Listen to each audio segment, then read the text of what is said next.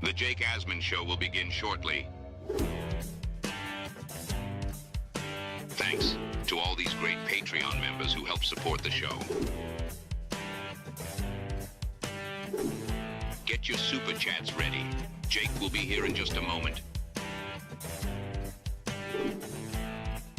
If you love the New York Jets, this is the place to be.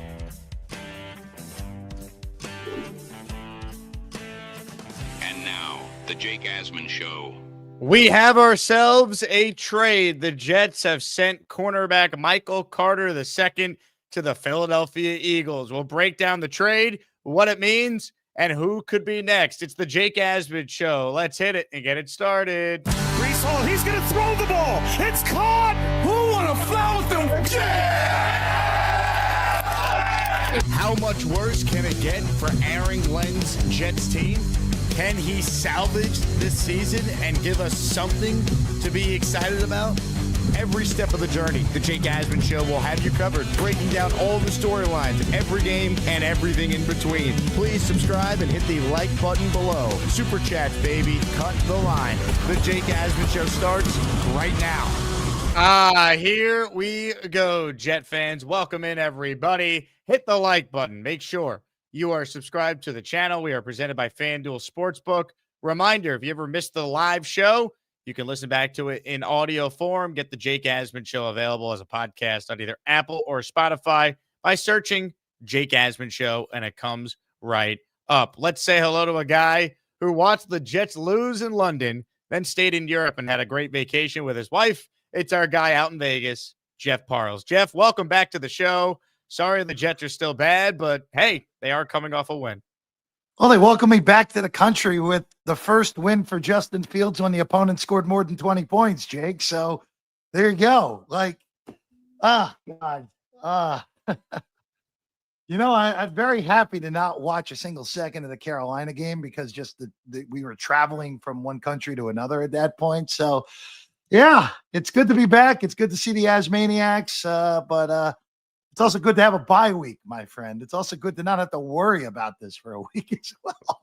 Well, I'll tell you what, the bye week is here, but the Jets always find a way to stay in the news. And let's get right into the breaking news. I'll give you my initial thoughts on the Carter trade, Jeff, and then I want you to weigh in. So here are the details of the trade, according to Ian Rappaport. The Eagles trading for Michael Carter, who fills a need for them. The Jets, in return, get wide receiver John Metchie III, and there's some draft picks that are thrown in here. Philly gets Carter and a 2027 seventh rounder, where the Jets get Metchie and a 2027 sixth rounder. So a late round pick swap, Carter for Metchie. And from a Jet standpoint, the second the Jets acquired Jarvis Brownlee Jr. from the Titans, and he went out there and has played really well with Carter out with an injury.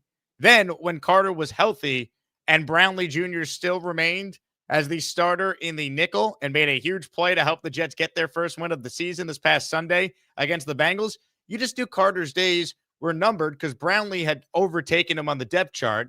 He fits what Aaron Glenn wants in a corner more than Carter does. And unfortunately, Carter's been banged up the last couple of years. He has not been nearly as elite as he once was, so he became expendable.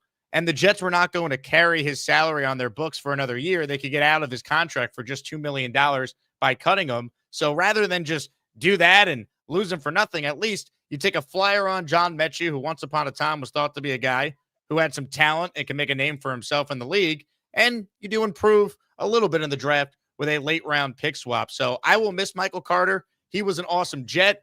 Unfortunately, injuries really hurt him these last few seasons, but he was a really good player for this team. Good guy. Wish him all the best. But I think all things considered, this should not be a big surprise for anyone who's been following how the Jets were likely going to approach the trade deadline. Great trade. Great trade for a few reasons. One, you get Carter's salary off the books, which for a team that realistically speaking has significantly more needs than slot corner, like you can't be paying a slot corner what he was making, especially if he's not going to play well. He hadn't played well this year. I know he'd been banged up, but hadn't played well. He's another one of those guys who hadn't been the same since Saleh got canned too. Like over the past year, he'd really regressed since Robert Saleh was fired after the London trip a year ago. You get Metchie. Look, Metchie's an unrestricted free agent at the end of the year. So you're probably like, all right, this is an audition for him for not just the Jets, but for the rest of the league. He's going to get an opportunity to play since the Jets have no wide receiver depth. You move up around again. Part of the reason the Jets are as bad as they are, Jake, is they have been so bad in the mid to late rounds drafting over the last 10 years, realistically speaking, at this point. So I don't know. Maybe Muji's a little bit better than some of these other guys, even though the early returns for this year, other than the guys at the top, aren't particularly great. Even though I think Moore is going to be able to play. He's just very, very raw from what we've seen so far from him. But look, there is nothing bad with dumping salary at a position that a team that it's as far away as the Jets are doesn't necessarily need to be paying much of anything. And once they got Brownlee Jr., you're right. There was no reason to keep Michael Carter around. Good trade. Good trade. Even if Metchie does nothing, it's a good trade to get Carter's salary off the books. Yep. You were going to cut him anyway. So now you save, a couple $1,000,000 by doing this. Metchie is not on a contract that hurts you in any way. It's a trial, as you put it. And Michael Carter's a good dude, man. So I wish him well. He gets reunited with Joe Douglas, who I'm sure was telling Howie Roseman, hey, this is a guy that I recommend we bring in. He could help us. So we will see. I actually threw out this on Twitter, responding to MC's tweet, thanking the fans, and he was nice enough to respond back. So I've always been an MC fan. Appreciate him acknowledging the Jet fans on his way out, acknowledging me personally, which is very cool. So I wish him well. Unfortunately, he got hurt last year, was not the same player when he did play, missed most of last season. And this year, he just never fully looked like the MC2 we were accustomed to seeing. So wish him well. I've been really impressed with Brownlee, so I have no issue with this deal. It would not surprise me if the Jets make a couple other deals before the deadline next Tuesday. But I don't know where you stand with some of the talk of Breece and Quinn. I don't think they're going to be trading away a lot of their big stars. This, to me, was the most likely player to be traded, and sure enough, he's been traded. They're not going to get enough back for Quinn to start there, Jake. They're just not going to get enough back. And I mean, this is if there was a guy to get dealt, this is the one that makes the most sense. Let me talk about Breece for a second, Jake. Let me just go there for a second, because I know you've been banging the drum of that they should keep him and extend him or whatever. I'm in the camp of keep him around and franchise him for next year. You could do that too. Yeah, I would not commit long-term to a running back.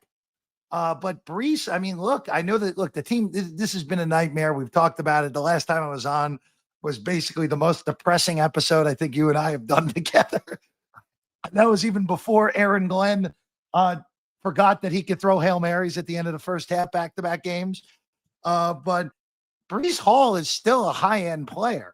And we saw it in week 1. We saw it last week against Cincinnati. Heard him after the game. Like, if Garrett's not playing, give him the ball 20, 30 times. And thank goodness they actually freaking did. They would have lost the game going away if they didn't. But I would love to keep Breece around, man.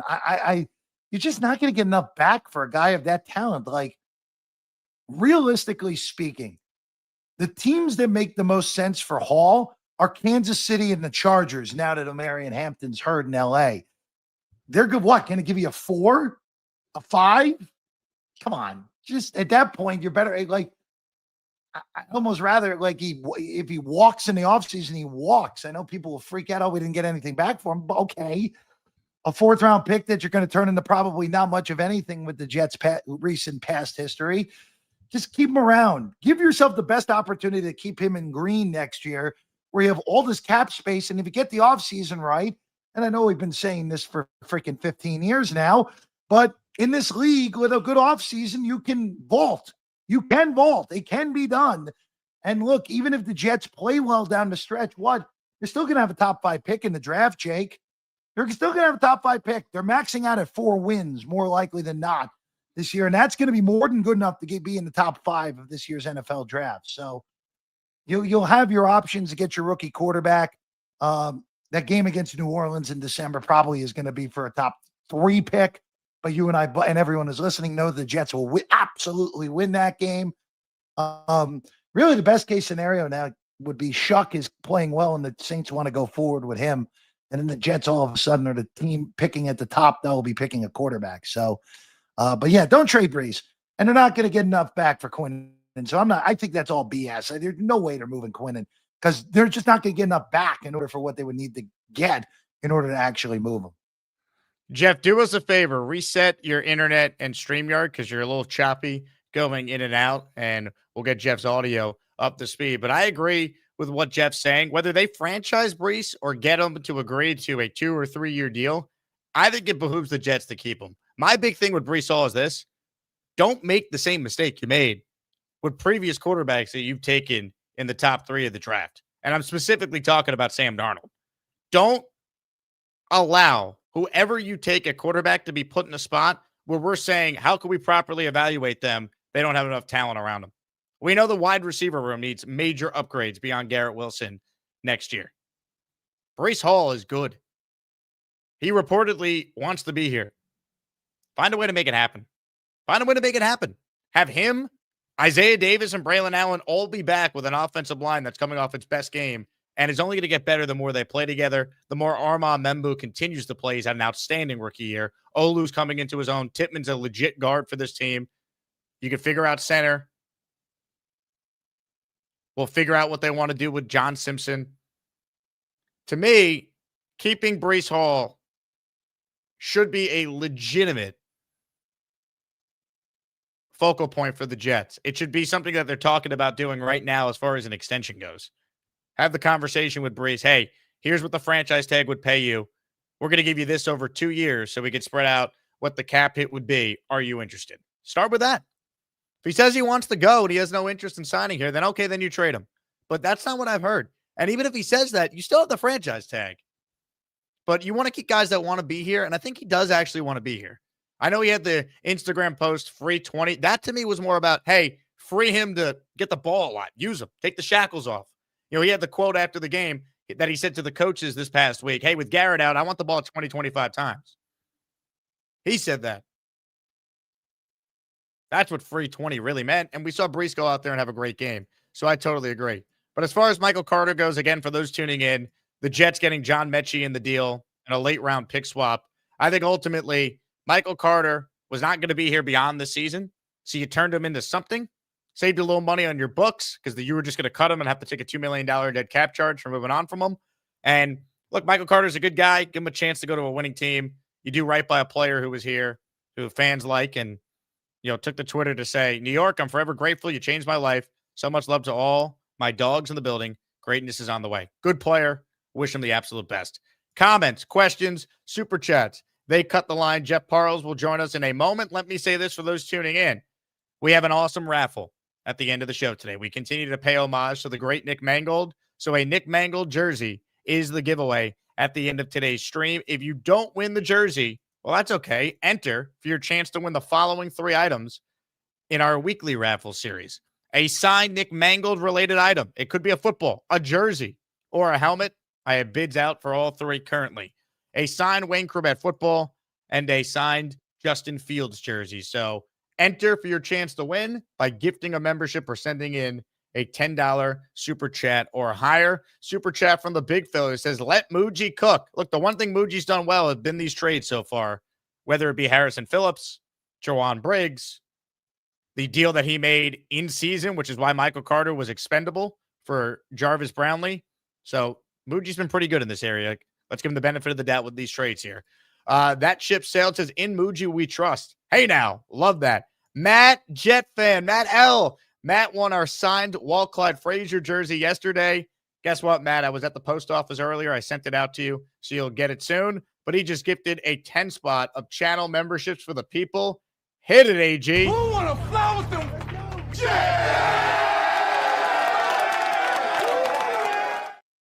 10 people just became channel members, and Matt joins our raffle for 10. Let's say hello to Jeff Parles and hope that his internet is working a lot better this time. And Jeff made a wardrobe change. He's rocking the Mangold Titans. Yeah. Yes. Yeah, got to do it. Got to do it. One of my favorite Jets ever. Gone way too soon, my friend. And I never got to meet him. I know you did on multiple occasions and had him on the show, Jake. But what a guy from what everyone who said stuff on Sunday after we found out he passed. What a player. One of the best Jet offensive linemen of all time. This is pretty amazing, Jake. Through our childhood, the two best centers in Jets history played for the Jets when we were kids. That's when right. we were teenagers. Kevin Mawai, of course, in Canton, and Nick Mangold. And I'll tell you what, I think Nick Mangold was a Hall of Famer, and I do hope that we get to see him get in over the next few years so his family gets to at least get that moment where Nick is honored in Canton, where he belongs. 100%. Great jersey, though, Jeff. I'll tell you, I love that you have a throwback Titans jersey. Jets won't be wearing that anytime soon. They're going to be wearing the rivalry jerseys against the Dolphins on December 7th. But they won a lot in those jerseys. They're maybe not the most like visually appealing, and it's blue, has nothing to do with the jet green. But I have fond memories of those jerseys because they won a lot of games when they wore them. They won that ridiculous game against the Titans where the Titans punt returner kept fumbling in week 3 of that 2009 season. Sent Tennessee to 0-3. And, of course, the white version of these was the Mark Sanchez hot dog game in Oakland, if you remember, Jake. Yeah, you're right. You're right. I think that was the only time they wore the white version of those. Yeah, the white version is significantly better than this. These might as well just be rip off Michigan, like the Chinese knockoff Michigan jerseys more so than anything, Jake. Oh, man. All right. Comments, questions, super chats. Let me shout out the Austrian Jet fan who just entered our raffle for 5. Let's go. First win! Jeff, let's talk a little bit about the first win, right? Because they obviously needed it for the vibes, for the, ending the 2-week straight of 0-17 talk and one and done. But when you look back at that game, how much of it do you think is an outlier versus maybe they found something where we could watch competent football over the next 9 weeks? I actually think it was an outlier on both sides of the ball. I don't think I think the defense is closer to what they did in the 2 close losses against Carolina and Denver. Like, I don't think they're terrible. I think they're a league average defense. I think they're a league average defense that when they're right has the capability of playing at a high level. And the offense just played, they played a horrible defense. Like, Cincinnati's defense is terrible. And the Jet coaching staff, I've been as hard as anyone on AG. Through the first 7 games, it was as bad of a 7-game stretch as we've ever seen from any coach in Jet history other than Kotite. I got to give them their due. They outcoached Zach Taylor and company, and that is likely not going to happen again this year, Jake. Like, they're not going to be the better coaching staff. Probably not again this year. Maybe against Miami the second time around, especially if McDaniel's gone and they're going with the assistants who I think are terrible. I think Breece Hall's ability is replicable, as we know, but the rest of it, I don't know offensively speaking. I think they're just in between the 2 high. We haven't seen it yet. They're nothing like they were in the Pittsburgh game or the Cincy game. But I don't think they're as terrible as they showed against Denver and Carolina or Buffalo for that matter, or Dallas until Dallas's defense completely stopped playing. At some point, Jake, I still think this is a 5 or 6 win roster. We haven't really seen a 5 or 6 win team at any point. So I don't know. I really don't think much of this is replicable, but who the hell knows? Maybe just winning a game gives these guys confidence. Like, all right, you know what? We knew we weren't as bad as we were during the 0-7 start. They play a very beatable Browns team the week after the bye week. So more than in play that they could string off another win or 2 here, Jake. That's a huge game, right, Jeff? Because think about recent Jet coaches, how bad they were off the bye, how bad they've been with extra time to prepare, how bad they've been coming off wins. Like, if this team truly turned the corner, you got to beat the Browns when you're at home, and you probably have the advantage at quarterback and roster. Like, that to me is a game where there's no excuse for the Jets to not come out and win. If they go out there and lose an ugly, 16-10 game, I don't think the Bengals win means anything. I think it was just an outlier game over the course of 17 games, or, there was a higher power looking down on the Jets because of Mangold. Like, you got to build on that game and come out of the bye ready to win if you want us to buy into some sort of turnaround or have more faith in this regime going forward. Look, Jake, let's look at the next 5 weeks. Okay. Let's look at the next 5 weeks. You get Cleveland. The Jets are going to be favored at home in that game. Like, they're actually going to be favored for once. Woohoo. We did it, Jake. favored after being an underdog at home against Carolina. Then you're going to New England. Look, guys, you can yell at me if you want. The Jets are going to get clocked by the Patriots in a short week. They're going to get clocked. It shouldn't be embarrassing, though. You can't have another London clock debacle if you're Glenn in that game in a nationally televised spot. Sure, but I think they're gonna get blown out. I think they're gonna get blown out. I mean, the Patriots are playing as well as anyone in the AFC right now. May looks like a legitimate star. We know how good Vrabel is. It's just a bad matchup for him. The Ravens, who the hell knows what the Ravens are gonna look like at that point? Who knows? We have no idea. And then Atlanta has been the king of laying the egg this year, Jake. They have the two worst performances that any team in the NFL has had this year. Getting shut out in Carolina 30-0, and then getting blown out by the Dolphins this past week at home. So who knows? You can play the Falcons, especially at home. And then look, the Jets should beat the Dolphins. I'm sorry. You should beat Miami at home. You should. So, and then you go to last month where they're more likely than not go either 1-3 or 0-4 in those last 4 games, which whatever it is, what it is at that point, just be competitive and play well. And that's fine in those last 4 games. But look, you got to find a way. If you're going to see some confidence in this regime moving forward, you got to go 500 you got to beat Cleveland. You got to go 3-2, actually. Lose the 2 road games, win the 3 home games, Jake. Right. Or be 2-3. And that Atlanta game is a really close loss where it's an even game and you lose a coin flip game. That's really what I need to see to at least have a little bit of confidence in this regime moving forward. Again, I'm not going to let one win change what I've seen the first 7 weeks. Aaron Glenn's still got to prove it. I don't care that they beat Joe Flacco in a team that has no defense. Show me that actually can vault you into looking like a competent NFL team for more than just, realistically speaking, 1 quarter in that game, Jake. I completely agree. I'm happy for Glenn. I'm happy for Fields after Woody's asinine comments about him and everything he went through. But we got to see more, but I seeing them win. Awesome. Anyone who's concerned about draft positioning in October, it's just exhausting, man. Be happy your team won. We'll worry about the draft when we get closer. We need to see wins now. That was my big thing. I don't care if they would have won 2 of their last 3. If they beat the Saints and then beat the Bills, who are resting all their starters, and they finished with 3 wins, and Glenn's trying to sell us on improvement. The wins need to happen now. So that's why I think that Cleveland game, because they're going to be favorites in it, they're at home, extra time to prepare. We've just seen so many Jet coaches in this exact spot lose that game. I think it will show me something about Glenn if they go out there and if they could actually, come out ready to go and, dare I say, win another football game for the 2nd straight game. Yeah, you got no argument for me. It's you want to see the improvement now. You're 100% right. If let's say the Jets get to that game against New Orleans with only the Cincinnati win, and then like you said, win 2 out of 3, get to 3-14. All right, you proved nothing here. You proved nothing. You beat the Saints, who are the only team that might be worse than you. Well, Tennessee's worse. Tennessee's the worst team in the NFL. I don't think that's much of a doubt at this point. But look, like I said, if you want to get me to say, all right, this coaching staff has turned the corner, the first 7 weeks were just a guy getting his feet underneath him, go 3-2 these next 5 games. Go 3-2. Go 3-2. Lose in New England and lose in Baltimore. That's fine. You can lose those games. Those teams are much better than you are.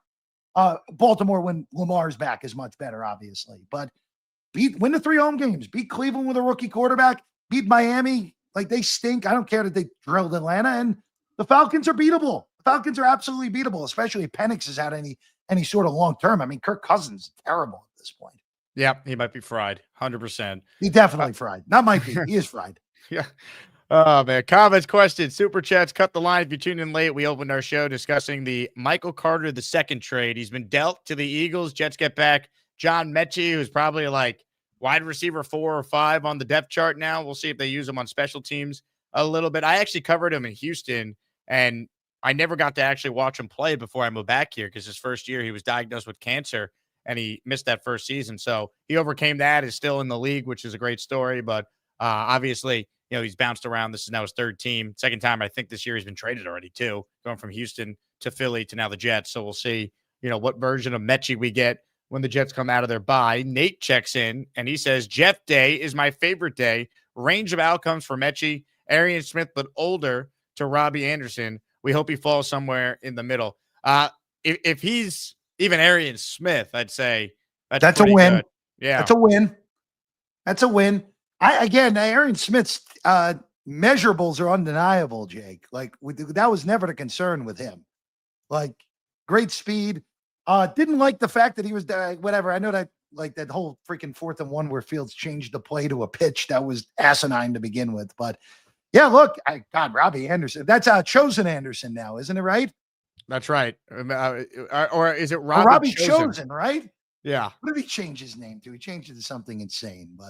But yeah, look, if Metchie, again, if John Metchie gets to a point where you're saying, hey, the Jets should consider bringing him back as a number 3 wide receiver, then this has been an absolutely monster success. 1,000%. I mean, yeah, I don't think you could expect him to come anywhere close to that. But hey, I like the fact that rather than just lose him for nothing, you take a chance on a guy with some upside, and you do improve your draft position. We saw the Jets turn a 6th-round pick into Harrison Phillips and Jawan Briggs and Jarvis Brownlee. So give Muji credit there. He's done a good job with these in-season trades. So far, so good. So far, so good. Daniel Murphy checks in. Jake. Yeah, that's right. We sign a wide receiver too, Muji, please, for the love of God. Just flexing that milestone as Maniac super chat. What's up, Jake? Daniel Murphy, hope you're doing well, my man. That's playoff Mets legend Daniel Murphy to you, Jeff Parles. There we go. There we go. Oh, man. All right, let's get to some of your calls as well. Reminder to hit the like button and make sure that you guys are subscribed to the channel. Enter our Nick Mangold jersey raffle for a chance to win. If you don't win, you're entered in the raffle to win a signed Mangold item, a signed Wayne Corbett football, and a signed Justin Fields jerseys. 2 super chats that just came through. Sco with a strong emoji. Sco, appreciate you flexing. Doug checks in. He says, what if the Jets won out? That'd be fun, right? But back to reality. Like the trade for all the reasons you guys said, and Muji's good at trades. Yeah, look, I've been critical of Muji where I think he deserves criticism. He's been really good with the in-season trades, and I think this was a smart deal for a guy that, once again, Jeff, you and I agree, he wasn't going to be on the team next year, so you might as well try and get something for him rather than just lose him for nothing and take a $2 million dead cap charge. No, look, this is a no-risk deal. This is a no-risk deal. Like, if John Metchie ends up having, like, 1 catch the rest of the year, who cares?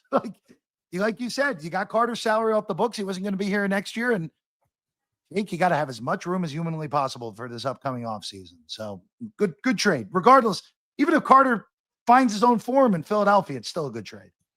All right, a little Jets trivia for you. Who are the only 2 players left from Joe Douglas's 2021 draft class after Michael Carter was traded today?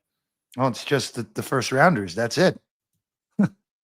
Right? No, I'm talking about that draft class specifically, 2021. It's just the 2 of them, right? Just Sauce and Garrett, right? That was 2022. Oh, Jesus. Oh, wow. All right. 2022 was Sauce, Garrett, and I'm mixing up my years of when the draft was here in Vegas. That was 22. This was 21.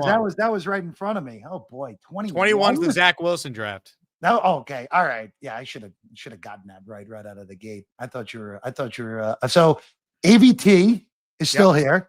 Yep, that's one. Barely still here, but he's here. He's there. Oh my goodness. All right, Jake, who's the other guy that's still here? It's a tough one to get because he was hurt, and you probably forget if he was even drafted or signed. Jamie Sherwood's the other player. He was drafted? He was exactly. It's a tough one. I really genuinely thought he was a UDFA. Okay, yep. All right, good enough. AVT and Jamie Sherwood. And I could totally see, by the way, AVT signing like a 1-year prove-it deal with the Eagles, Jeff Statland coaching him up the same way he coached up Becton, and watch, AVT will magically be healthy for them. He'll help them win games. I wouldn't be opposed to bringing Vera Tucker back on a 1-year prove-it deal. I would bring Vera Tucker back on a 1-year prove-it deal. Wouldn't even hesitate. When he's on the fit. But here's the only thing, though, Jake. The offensive line has been genuinely good. Like, they've had their moments where they've struggled. Like, I get it. But, boy, this past weekend they were phenomenal. And, again, the Jets have seemingly got the tackle position correct. Yes. Like, Olu is really good, and Membu is a stud. So they have gotten that correct. And Tippmann seems to be a better guard than center. So They got it going on the O-line. They got it right. They definitely got it right at this point. And it will be a question of what do you do moving forward at center? Because again, how many more years can you expect Myers to be a good piece, right? 100%. Look, they could also go in the next year being like, we'll play Tippmann either at center or guard based on what our other options are in the draft or free agency. Like they have the flexibility. I think I would just leave Tippmann at guard at this point because I like the idea of him and Membu growing together on the right side because Membu's a stud, dude. Like that guy's having one of the better rookie seasons we've seen from a tackle. He's great. It's funny. Like when I watched him at Mizzou, obviously the Mizzou connection for me, like I thought, all right, this guy's a back end first round pick. And then obviously as the combine got closer and everything got closer, it's moving up and up and up and up. And he's been great. I mean, he really has only had one bad game, Jake. Yeah. Really only had one bad game. And look, on a bad team, that's pretty damn good. If your first round top 10 right tackle has that one bad game in 8 tries, that's pretty damn good, Jake. Not too shabby. Spencer Green spent $2 to say Lakers money line tonight. Who are the Lakers playing, Spencer? Godspeed. There will be 0 NBA regular season bets made for me this year, Jake. That's it. You're out on the NBA. I can't win. I've never won on the NBA in the regular season, so I just don't bet it. Lakers are playing the Timberwolves tonight. All right. We'll keep that in mind, Spencer. He's a big Lakers fan. The G Shaman says, saw Metchie in college. Excellent. He was traded earlier by the Eagles because injuries, just needs a chance. I mean, look, if he could play, he'll get on the field here because the wide receiver room for the Jets is not great, to be kind. That's nice of you. That was very nice of you, Jake. It really was. That was very nice. Man, look, we all saw Metchie at Alabama. Like he was he's an excellent college wide receiver. Just, again, like you said, like when you get diagnosed with cancer in your rookie season, it's a lot to overcome. It's pretty amazing he's still in the league, even in all honesty. 100%. All right, to your calls we go. Gusbuster Umbrella Hotline. Ladies and gentlemen, who knows how many points this man is about to make? Get ready for Neil. He will make 13 points about the New York Jets and maybe hump a Patriots jersey. Get ready for Neil. He's probably smoking a big fat cigar and burning his house to the ground. That's Neil. What's happening, Jeff? Good, sir. Good, sir. 60's the new 50, huh? That's right, baby. You know it. And 40's the new 30 at the quarterback position in football. There you go. There you go. Right? And I just finished a whole box of these by myself just now. One of my favorite snacks. What do you guys like? Crunch and Munch? Crunch and Munch. I'll be honest with you, Neil. I can't remember the last time I saw a box of that out here in the supermarket out west. I'm going to tell you, this stuff is so damn good. I can't put it down. Unbelievable. Whole friggin' box I ate, son of a bitch. So, Metchie. Anyway, I think our offense, player for player, on the roster, if you take the quarterback out for now, is better than our defense. What do you think of that comment? Player for player. It's closer than we once thought because the defense has been bad this year. Yeah, I tend to agree with Jake. It's really close. Listen, our O-line is way better than our D-line. I mean, and the trenches is where games are won and lost. And I'm telling you, man, our offensive line is way better. Our defensive line is trash. Our secondary is better than our wide receivers, though, by a lot. Yes. All right. Look, now that you got Mason Taylor at tight end, you consider tight ends like linebackers. I think you got let's say it's a wash there. I think it's pretty close to a wash. Sherwood, right. Quincy, and Sauce and Garrett, and then the rest of it's kind of, wishy-washy. Stevens has been good. It's not as far off. Not as far off. And I will say this. I just have I think they're going to fix this. And I think that we're going to come out of this bye week with a win. I just do. it's gonna be the opposite of like we usually do. We usually jump out, we're all excited. We're 6-4-2, then we're 7-4, and then we lose the last 6. I think we might do something a little different here. I just do. And our competition on that schedule, Jake, put that schedule up again. I'm going to give you my prediction. All right. How are the Jets going to finish 10-7, Neil? Let's hear it. Win Cleveland. Win New England. Win Baltimore. Win Atlanta. Win Miami. Win Jacksonville. Win New Orleans. Win New England. And Buffalo. It's an easy one. All righty-o.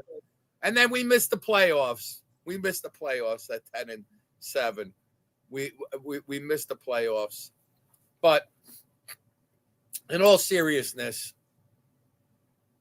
I wish that New England game Thursday night, I don't say I wish it was home, but I think I'd rather have it home the first time out. I don't look, New England doesn't scare me. I mean, they're really playing great, but Jesus, I think they're just being coached up.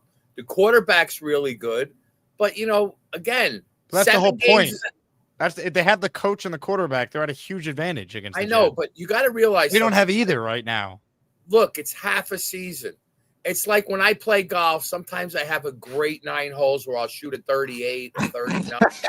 And I think right away I'm gonna break 80, right? And then I get on the 10th tee and I whack one into the trap and I take 2 shots to get out and I get a 5. This is the way football is too, guys. It's the same thing. And I agree, but they got to prove it. Go like that.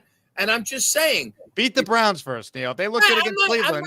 I'm not playing optimist. All I'm saying is that game will be big. We have to win that game to really something will be accomplished that we haven't done in a long time. And that's what we said earlier, Jake. It's win out of the bye. That's where we have had shit play all the way through, except that giant debacle. And other than that, out of the bye, we're horrible. Right? They've been horrific with extra time to prepare out of the bye. They've been bad off wins. I still laugh. Remember last year, Aaron Rodgers was like, our most difficult thing we're going to have to deal with is how we handle success when they were 2-1. And then the season fell apart shortly then after. But that's been a huge problem for years. It was a problem with Rex too. Sometimes they'd have these emotional wins and then they would have these just putrid performances after. Look, Glenn has to do a lot, I think, to get us to really start to buy back in, but it would be a good start to come out of the bye ready to go and beat the Browns. I want to start there. Yeah. And Myles Garrett, look, I like the heavy personnel. I like 2 tight ends. In that game, you have to play 2 tight ends. The Browns are not great against the run. They had a pretty good secondary, but you could run off of them. And Garrett, look, we did really well against the Steelers, against TJ Watt. Yeah, we did good against that. Watt didn't have a smell on us that game, did he, Jeff?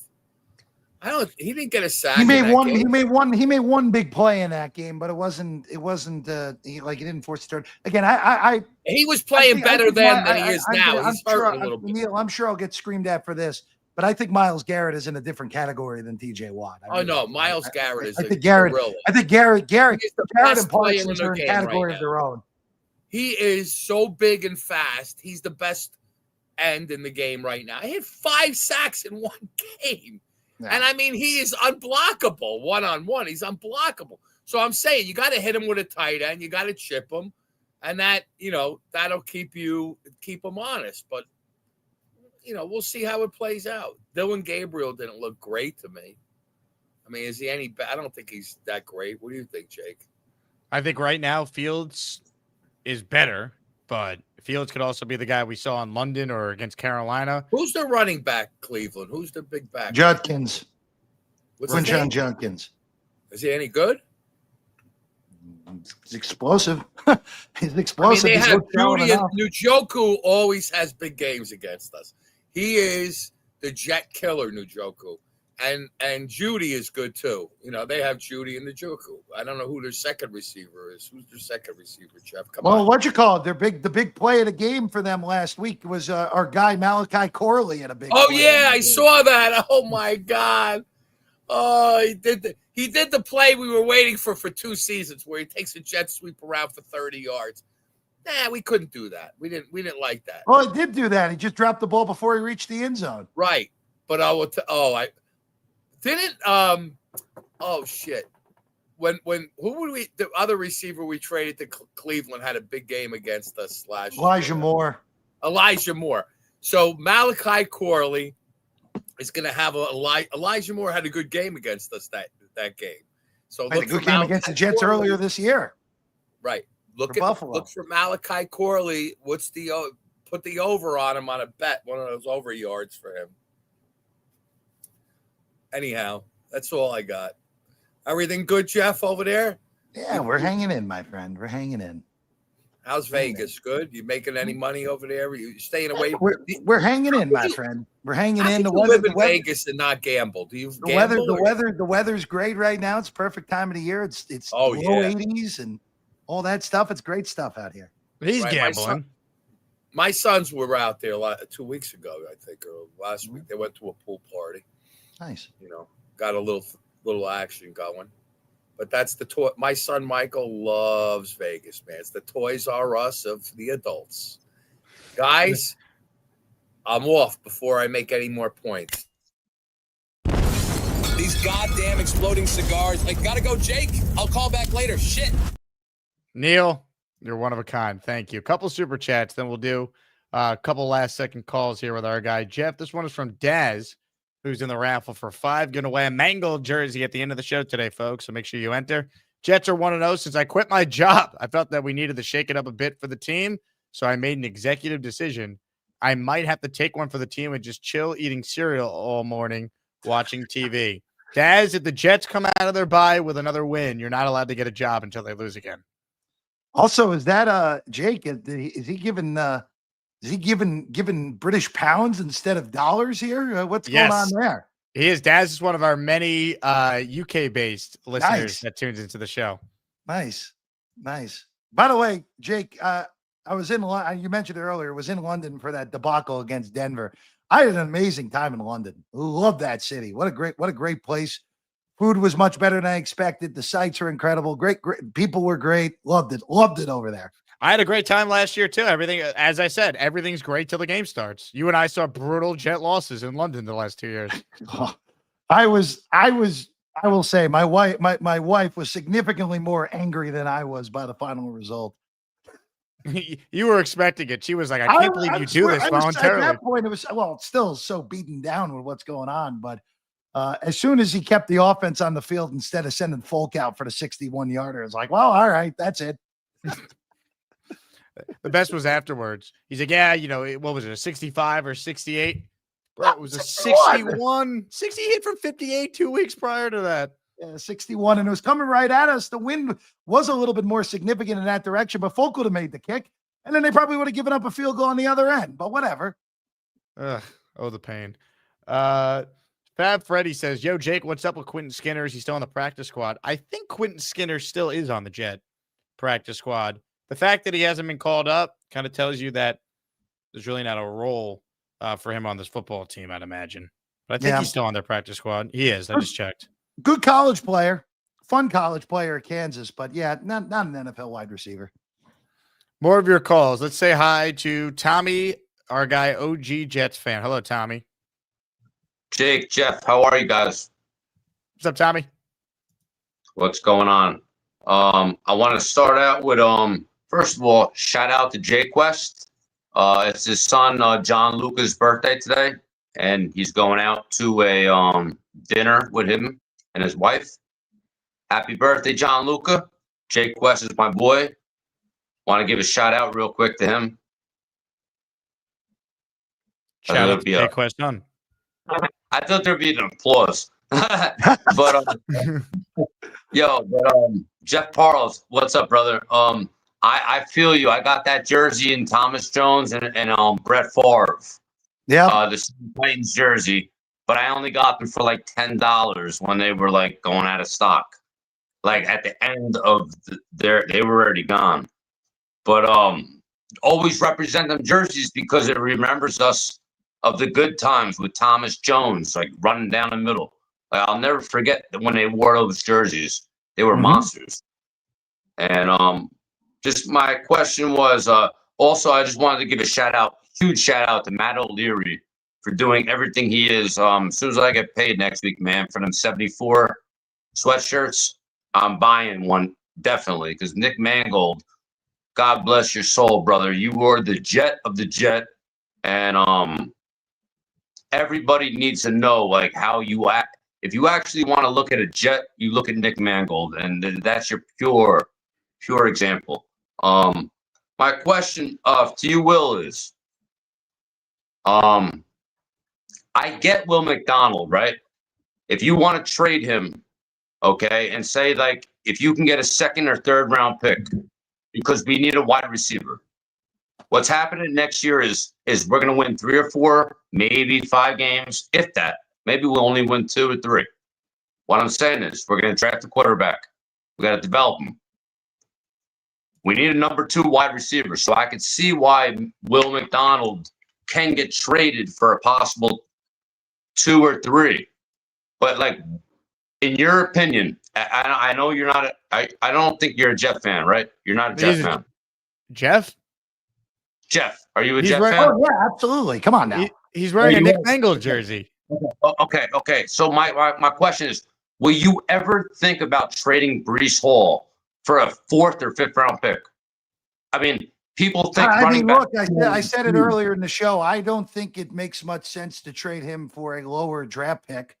I'd much rather have him around and have the option to franchise tag him going into next year for Hall.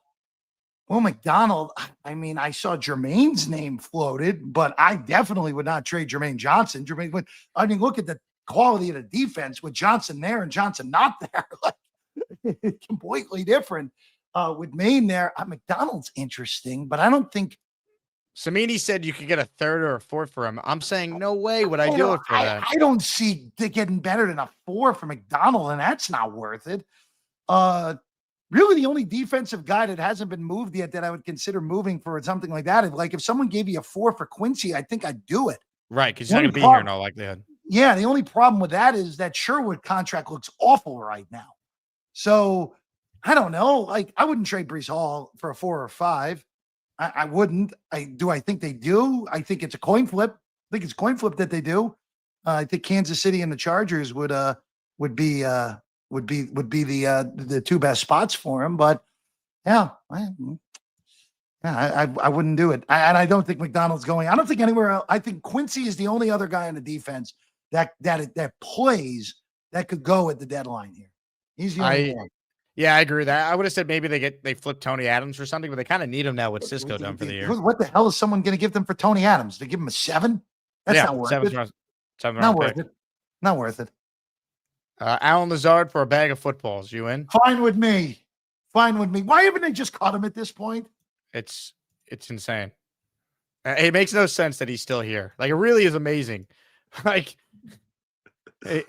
it's hilarious too, because remember Robert Saleh, the only player like he ever publicly criticized is when he was talking about Lazard and said that he's going to be here for another year and a half, referring to the contract when they can get out of it. And they ended up renegotiating and keeping him anyway now for a different regime. It's amazing. By the way, also, you're going to laugh at this. I thought Sunday was one of the better Michael Clemens games we've ever seen. He had that one missed tackle. Other than missing the tackle on Flacco, he actually played all right. You were at the best Clemens game we've had in years when he created the safety in the end zone.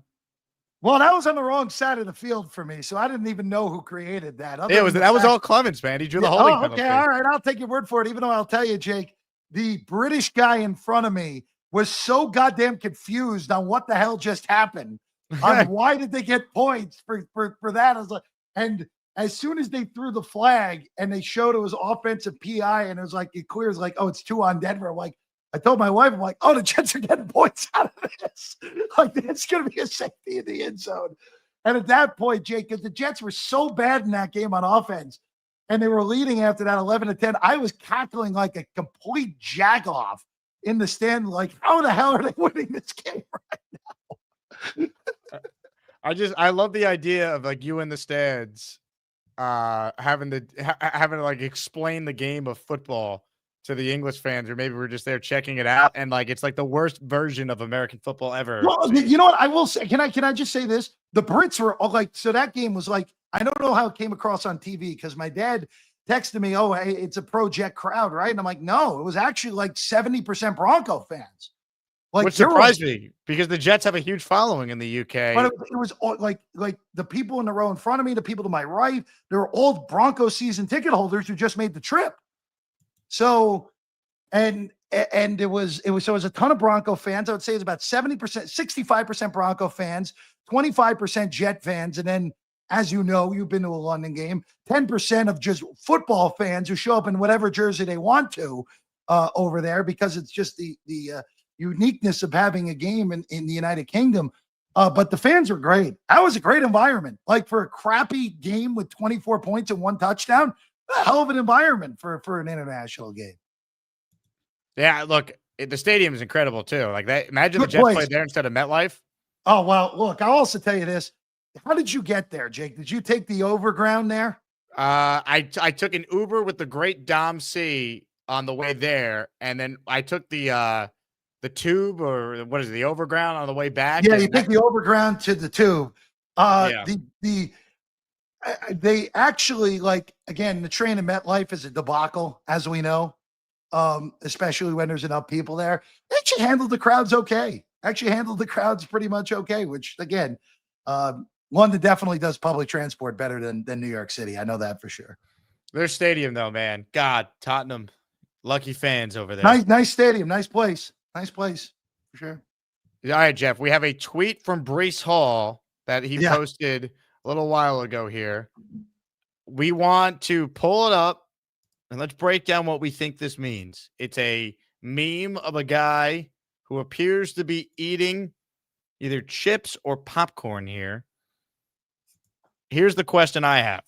Is this an extension, or is he being traded, or does it mean nothing and Breece is just trolling as he's done in the past? What do you think this tweet from Breece Hall means? I think it would be 1, traded, 2, extension, 3, misdirection. Those are my 3, Jake. Extension, baby.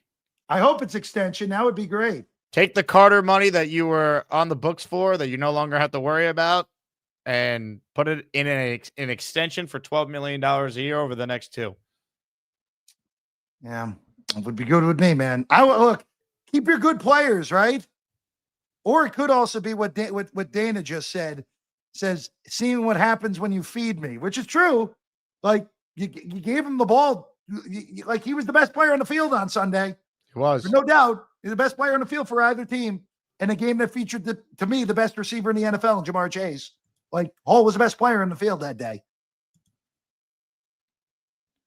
Fair. All fair. All right, let's do one more call with you, Jeff, because every time you're on, this guy can't wait to talk to you.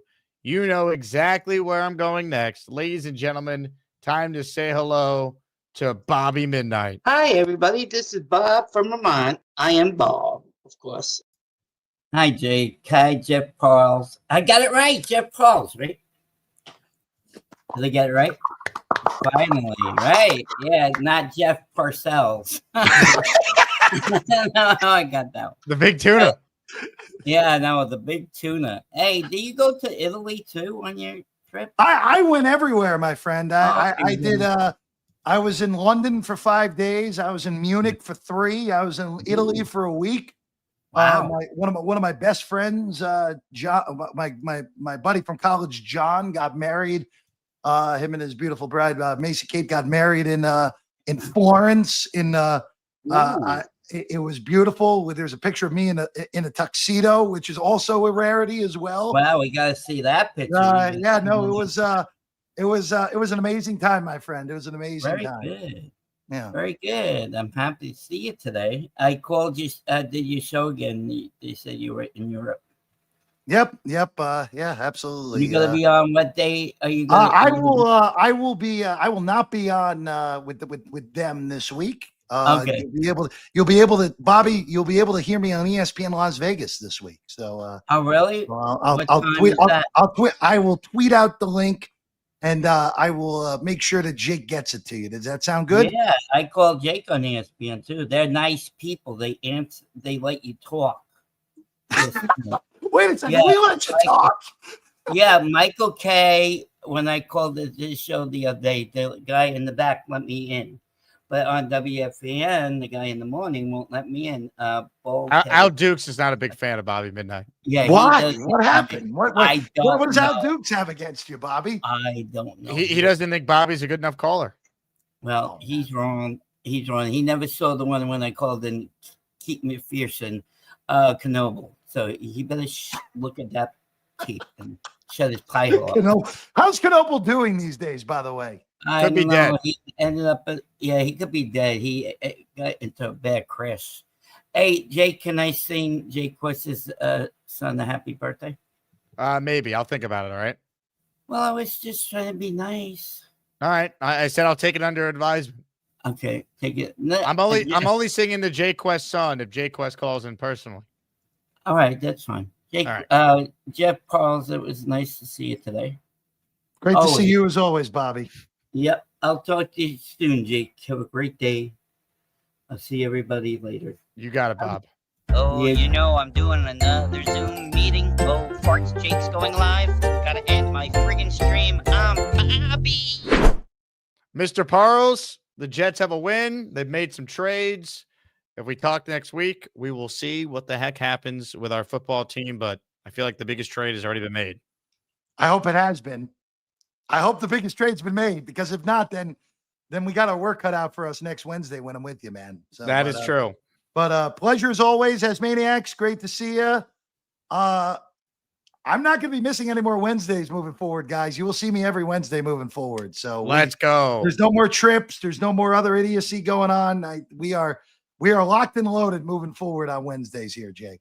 Love it. Everyone go follow Jeff on his Twitter account at Jeff Parles. You'll see him posting when he's live on ESPN Vegas and all his other jobs that he has. So check it out. Jeff, we'll talk soon, man. Appreciate you. Appreciate it, buddy. Jeff Parles with us in his weekly spot live from Vegas. Usually I'd ask him for a betting angle on the Jets, but there's no game this week.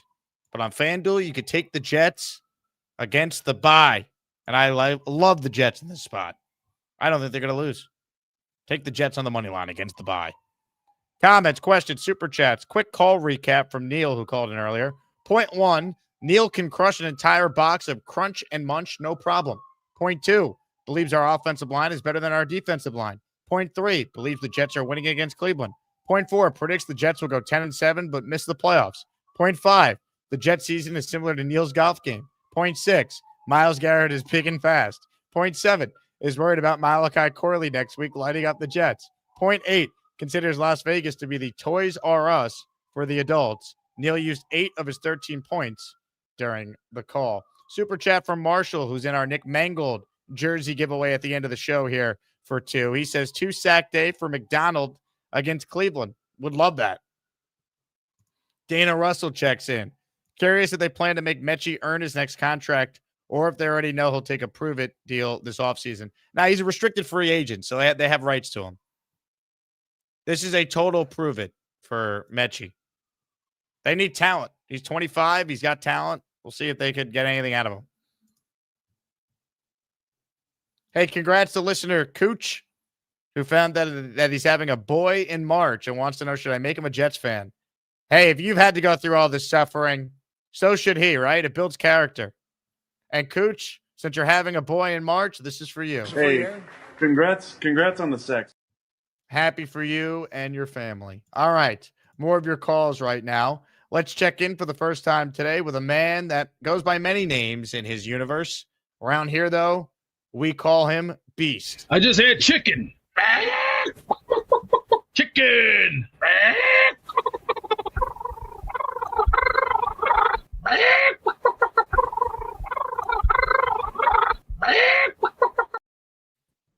One down, got plenty more to go. Well, best of luck to Michael Carter and his future endeavors. Now there's a few more to go. Let's see, Clemens. I think it's time to say we have to part ways from him.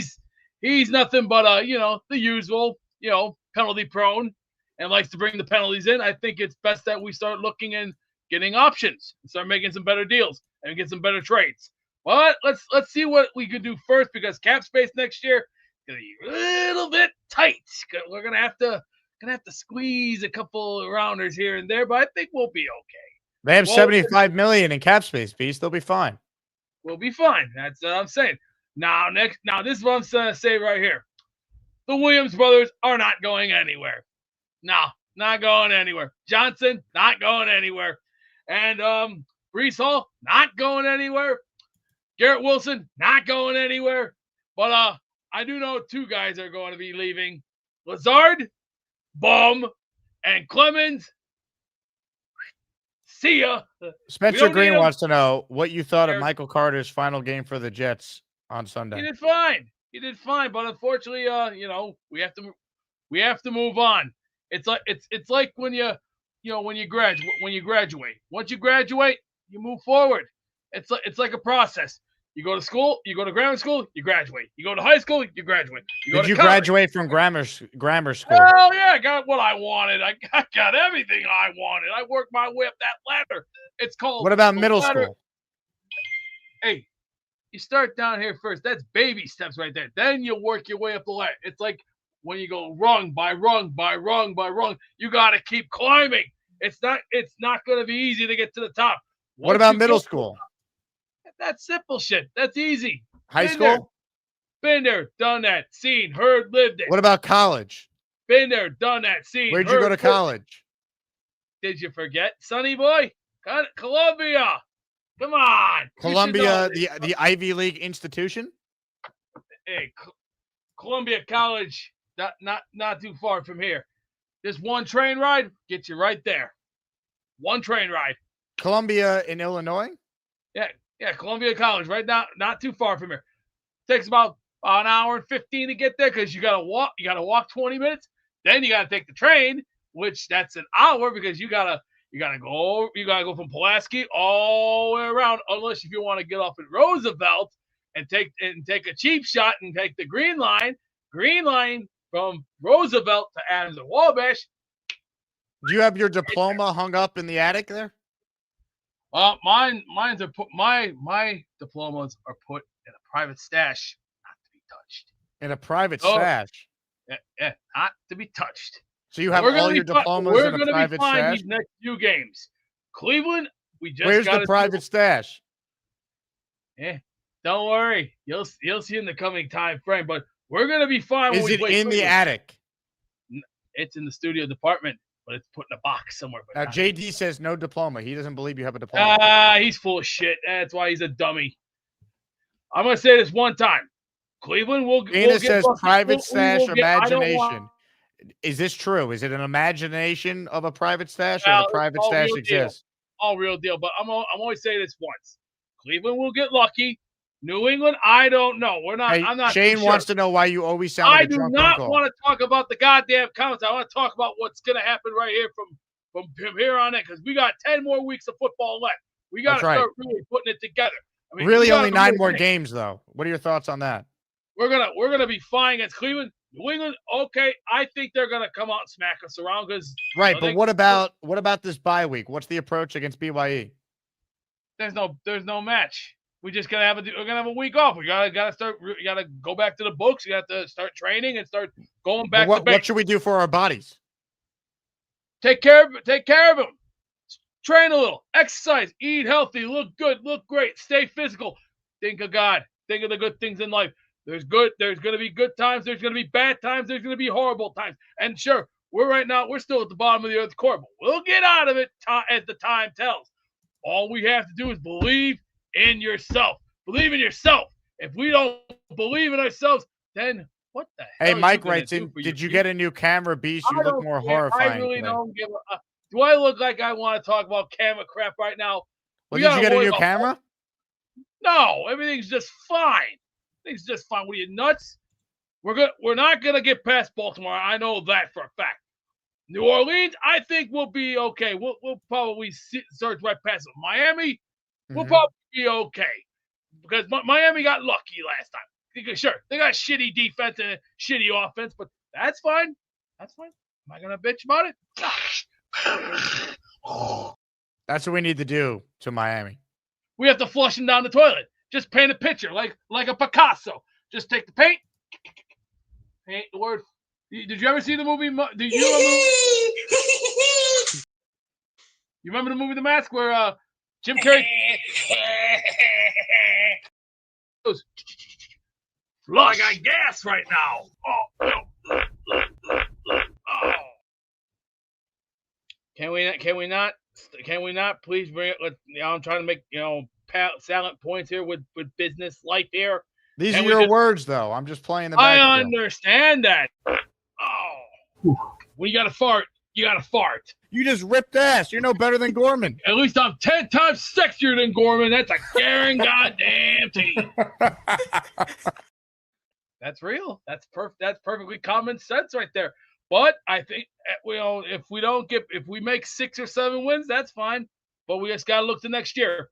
Next year, I think we're gonna be in line for maybe a couple of round draft picks. But if we get lucky and maybe get Mendoza, okay, we'll have to watch our checkbooks because we've got a great cap space, but we gotta spend the money wisely, not poorly. Remember, spend the money wisely, not poor. Dad says, "Beast, my friend. How do you think that Corley and Moore played last week?" They did fine. They did very well. All you got to do is keep your feet on the ground and keep looking to the stars.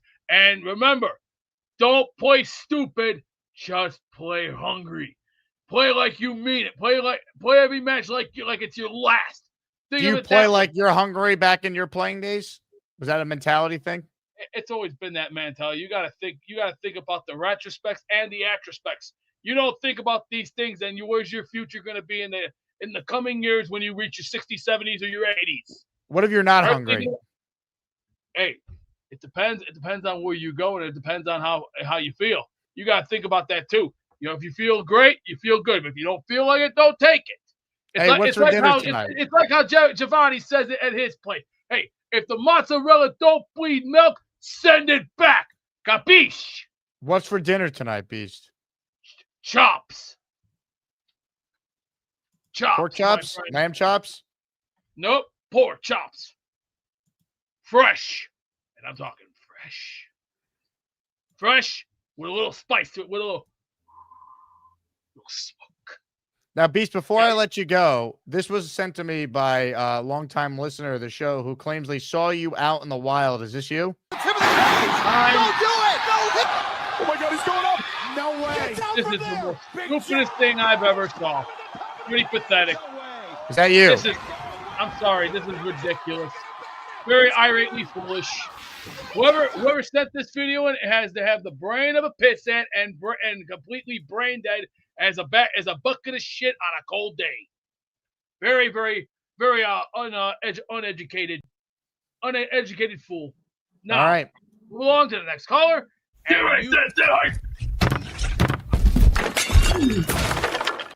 Beast, thank you. Super chat here from Les, who's in the raffle for 2.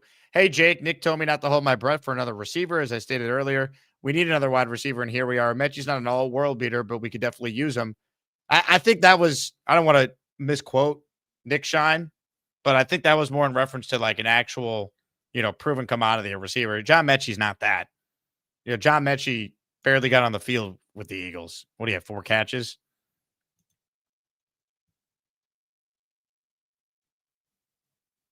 I mean, look, he's a guy that once upon a time was regarded as someone that could be a good player. We'll see.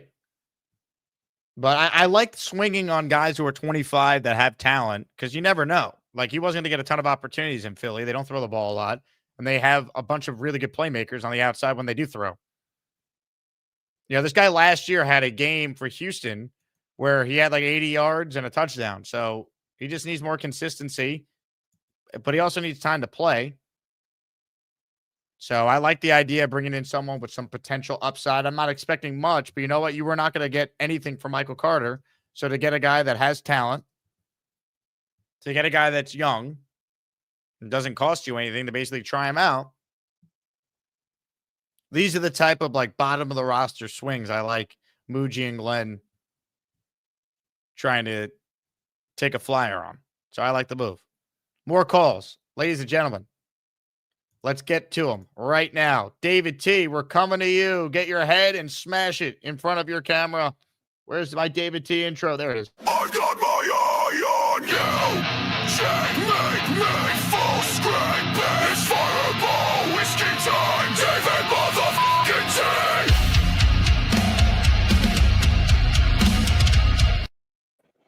Hi, Jake. David T. I'm really feeling kind of good about things right now. Talking about the offensive line getting better and the positive things, and we got to keep backing Aaron Glenn because I think no matter what, Woody's going to re-up him, and there was one other important thing I was going to say.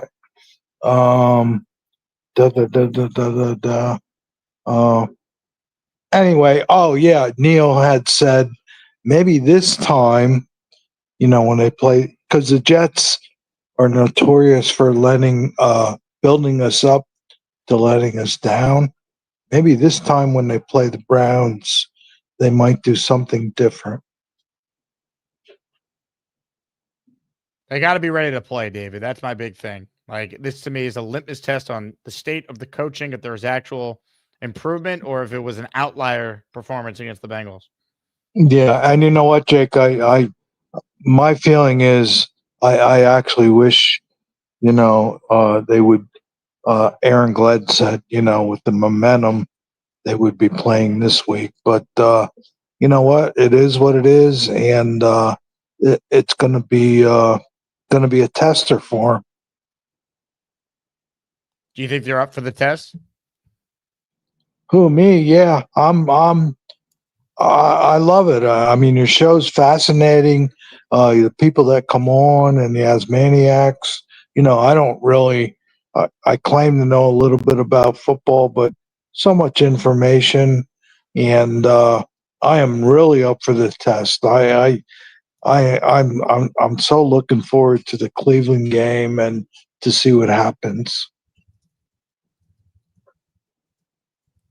Give us a score prediction for the bye week. Forget Cleveland, David. Predict the Jets' outcome. They're facing the vaunted BYE. How do you think it's going to go? Geez.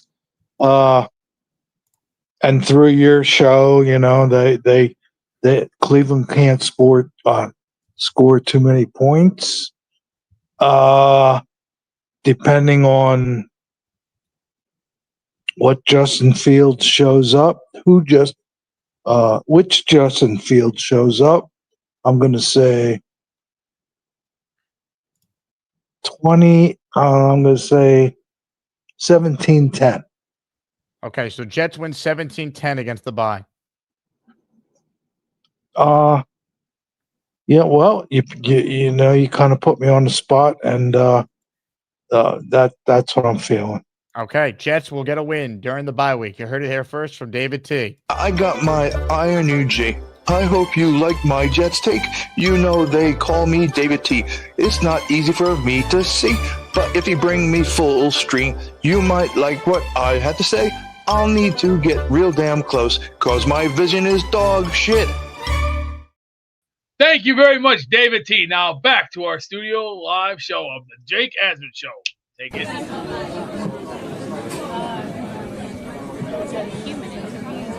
Yeah, it is.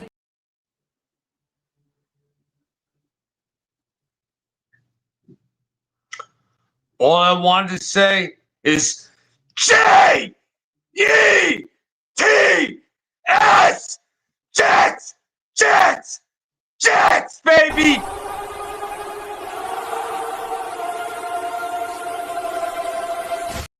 Thank you very much, Tommy. Love the passion. JJ in the raffle for 5. Pissed at Woody for his comments and raising ticket prices again. Jets say it's because of a 9th home game in 2026, but it's just an extra preseason one. They think we're dumb. Woody really is an idiot, and I know the players see it too. I talked about this yesterday. It is an absolute disgrace for the Jets to have any sort of increase in season ticket prices. I don't care what justification there is. It is a terrible look.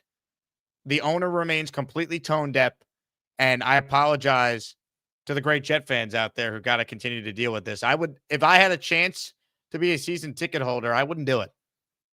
I rather just pay for whatever games I want to go to, not have the upfront cost. Because as we're seeing again this year, you go on the secondary market and you can get into the building for way cheaper for good seats than whatever you're paying for your season tickets. It's not like you're saving up to get face value for a home playoff game. You haven't had that since 2002. So it is a joke how the Jets, I think, treat their loyal fans. So I would not renew my season tickets at all. I think you just lose money. Just buy your ticket to the home opener. Buy your ticket for the games you want to go to. That's it. You'll save money over year. Beast, you a Jet season ticket holder? Oh, I wish. Unfortunately, let's see where the money goes first. First come, first serve. Now, back to the Jake Asman show. Take it away, General Custard. Hey, I got to step out. You host the show. All right. Well, since it's beautiful Wednesday, nobody gives a shit. Don't worry, Beast. I figured it out. This one is from Strong Island Jets guy. To be positive, maybe this ends up good. Players rally like the 81 Niners and 90s Cowboys, winning in spite of ownership noise directed at players. I don't know, man. You think the Jets are going to win what? Their next 9 and finish 10-7? Come on. I think they definitely used Woody's comments for motivation this past Sunday, but I don't think that's sustainable. They're not good enough. I hope Fields proves me wrong and they finish 10-7, but I doubt that's what's happening here. All right, we only have 15 people that have entered the raffle so far, so I'm going to gift the membership right now, and if you get a membership, I will put you in for a chance to win a Mangold jersey at the end of the show, and in our weekly raffle for the 3 weekly prizes. I'm gifting one as we speak. 5, 4, 3, 2, 1. Hit it, AG. Who want to fly with them?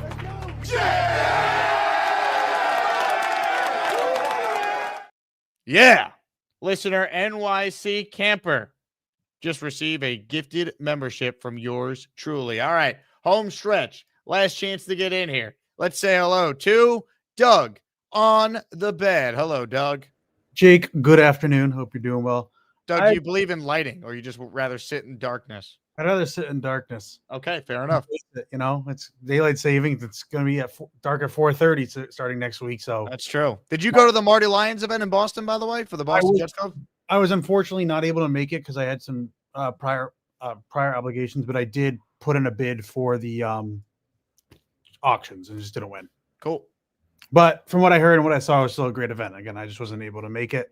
But the Boston Jets fan club do a great job with a lot of this stuff. So, and it was the 4th one, I think, and I imagine they'll do it again next year. Yeah, definitely. Great cause. Marty's the man. Shout out to everyone over at the Boston Jets Club. Not easy being a Jet fan in Boston, especially this year. No, it is not. Amongst Neil's 10 points, one of the ones that I wasn't crazy with is point on New England. Like, yeah, they've looked good and Drake May does look good. But outside of the Bills game, who have they really beat? You're talking about the Patriots, right? Outside of the Bills game, who have they really beat that's like impressed you? I mean, that's their most impressive win, but I mean, 6-2 is 6-2. They got a coach, the quarterback's playing well. And you can only play against who you're playing against. It just they haven't had like the murderer's row of teams is all. Agreed. Do I think they're an upper echelon team in the league? No, but record wise, I think they'd be the 2 seed right now. So it is what it is.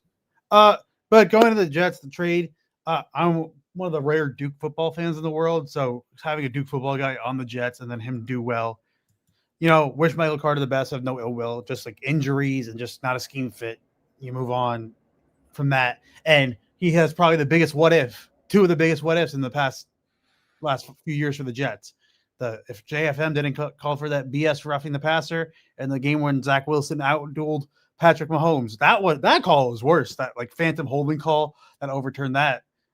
MC interception. But yeah, you like to trade, you get a higher pick, and Metchie, you have nothing at wide receiver. He comes in on a bye week, so you give him time to learn the offense a little bit more. Plug him in at wide receiver 2 or 3 next week and see what you got in a guy who's 25. And you said it, got to give credit for a guy who beat cancer and is still able to stay in the league. Obviously, there's still some level of talent there teams believe in. And you got to give credit to Muji for trades so far. All of his trades have looked good, I'd say. Like, I don't think you can have a problem with any of his trades. They've all improved the team's play. I mean, the team hasn't won, but they were all improvements on the team. I agree. Look, I'm not sitting here telling you guys that John Metchie is going to be awesome, but I'll take my chance on a 25-year-old with talent at a dire position of need for a guy that we like, but he wasn't going to be here next year. He wasn't having a good year. You were going to cut him and lose him for nothing and take a $2 million dead cap charge. Now, at least you improve a little bit from the 7th to the 6th round, and you get a guy that you give a tryout to when you have nothing to lose. So I think it's a good deal. I don't think it's going to be as good as Brownlee or Phillips or Briggs, but I think given what the alternative was, I think Muji did a nice job here. I have no issue with it whatsoever. Yeah, and just again, man, what if the roughing the passer didn't get called? You go to 7 and that one. Yeah, that's one of the big what ifs in recent Jet history, right? One of the big what ifs of the Saleh era. What happens if roughing is not called on JFM and that Michael Carter pick 6 stands? They win that game. Who knows? That was kind of like the start of the downturn of that season. It would have been 17-3. The Patriots would have been dead. Mac Jones wasn't going to be in it. The Jets were going to go, and then they beat the Bills the next week. We're feeling good, and then they had the Mike White stuff, and just pain. But yeah, let's get an update on this from Boomtown. He says, Doug, can we get an update on your roommate's girlfriend that moved in with you guys last year and forced you off the couch? I'm in a different apartment and don't live with that roommate anymore. I wish ill on that roommate, and I don't wish death upon anybody, but if he was dying in front of me, I wouldn't save him. Wow. Okay. Now, how is your girlfriend? What is the latest there? Oh yeah. What'd you say? My ex, I couldn't tell you. Okay, so she's gone out of the picture too. Boomtown, what are you doing, man? You bringing up your Boomtown just wants you to relish in pain and not be happy for the rest. What's the expression? You're picking at scabs. Yeah, I moved on. It's months ago. Like, Boomtown, why are you trying to bring up old wounds? Yeah, I have a job, but it's a job. So like, why are we trying to bring up old wounds? Any new ladies in the picture, Doug? Are you a bachelor around town? Taking things slow, Boston dating scene is hit or miss these days, but you do what you can. It's harder to meet people nowadays because it's only the dating apps, which are also hit or miss. It just, no one meets naturally these days, which sucks. Yeah. You a Hinge guy, Doug? I am. You're hinging away? Yeah. But you gotta, it's like, you gotta get a flash pass to get the good stuff on Hinge. They want you to pay, and it's like, that's a scam. I know. They all these dating apps, man. It's all about spending money to get all the features. I know. Yeah, it's crazy. It's crazy trying to meet people in 2025. Well, hang in there, Doug. You're quite the catch. All right. Who wouldn't want to date a Jet fan? We know they're loyal. Yeah. That's my biggest. Like, hey, you don't have to worry about me about cheating. I've been a Jet fan for 28 years. So there you go, ladies and gentlemen. Doug on the bed. Who wanna fly with them?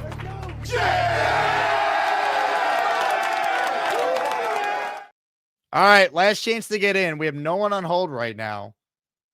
So if you want to call in, you'll go right to the front of the line. If you're a new caller, you get 2 raffle tickets, and you don't have to wait right now. So I'm putting the link in again. If not, I will end the show early. A couple super chats, though. Let me shout out Dawn, who joins our raffle for 2. Shout out to you, Dawn. Thanks for the super chat. If you had a comment you meant to attach to this, throw it in the chat. I'll look for it. We'll bring it up. Kevin, he sent in a $2 super chat. Thanks, Kevin, for your support. Spencer Green says if the Jets go 10-7, Jake has to shave his head. If the Jets go 10-7, you got a deal. You got a deal. Kevin with a super chat goes, Jake, thank you for all the Jets content. I'm a little behind on the episodes.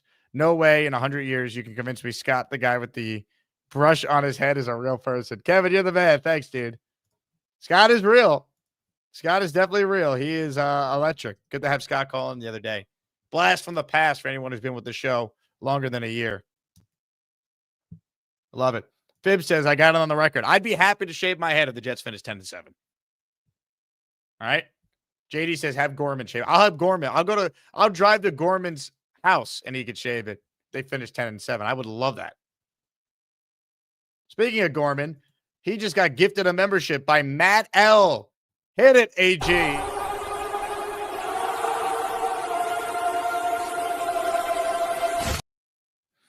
Matt L. in the raffle for 5. Charles A. Gorman. Chelsea Porto. Ro Romano. Jugs Artist. Recipes with Reed. All receiving a channel membership. Open phone lines for anyone who wants in. This is your last chance to get in on the conversation. Hey, now we have a 20 spot. Aria says for Nick, 20 channel memberships donated in honor of Nick Mangold. He is in our Nick Mangold jersey raffle coming up for 10. Ladies and gentlemen, it's raining memberships. Get your ass off my super chats. Some of these are gifted memberships too. Hey. The hell with it. Let's go. Aria, thank you, my man. You are in the raffle for 20 for both our daily and weekly. 20 people just got memberships. Let me shout them out. Hulk Smash, Nick Bigelow, Robert Fandle, Jashawn West, Noel F. Jets, please win another game. Just in my bag. Blackjack 2020. Allen has gonorrhea. DJ Tiger. Rick Hayen. Dawn Marie. Daniel Ruth. Stephen Kinslow. And Nate A. Oh, there's a couple more here. Matt Gutterson. Joe Galino. And Mad Willie, all receiving a gifted membership. Hit the Jet chant. Let's go, Aria.